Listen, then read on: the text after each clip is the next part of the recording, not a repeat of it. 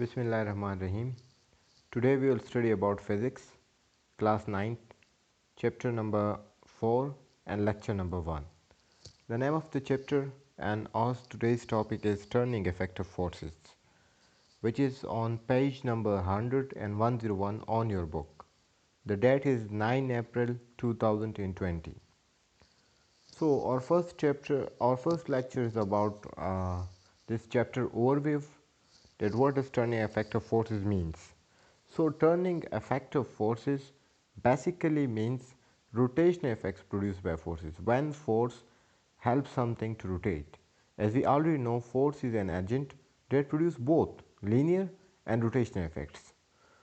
It means when something is moving in a straight line, that's called linear, and when something rotates around its own axis, that is rotational effects. So here we will discuss mostly rotational effects because we have studied the linear effects of forces in the previous chapter, which is chapter number 3. Now our first topic of this chapter is force diagrams.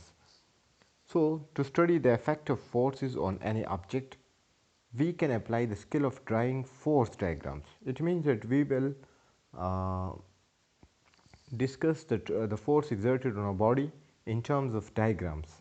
As we have studied that force is a vector, so it can be represented by an arrow. Just like in chapter number 2 we have studied that forces or vectors can be represented by arrows, the graphical representation of vectors. In force diagram, the dots show the point at which the force is applied. It means whenever you see a dot, it means that at this point the force is applied. The magnitude and direction of force is represented by an arrow.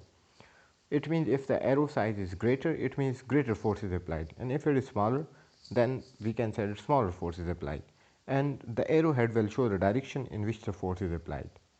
So our first example, which is in your book, is actually a book lying on a table, and where two forces are exerted. One is the weight of the book and the other is the normal or the perpendicular force which is exerted by the table on this book. So here we will describe forces exerted on a book lying on a table in terms of force diagrams.